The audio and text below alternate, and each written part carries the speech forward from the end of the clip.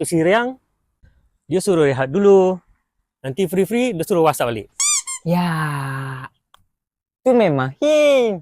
Tapi Hin jangan kacau dia. Aduh. Eh, tu bukan sweet ke? Nampak macam caring kan? Sweet. Sweet pala hontakmu. Aduh. Alah, tak apa lah tu. Tolonglah ajar aku. Yang tu kemudian lah, yang tu. Mu sungguh nak confess ni? Nak sungguh?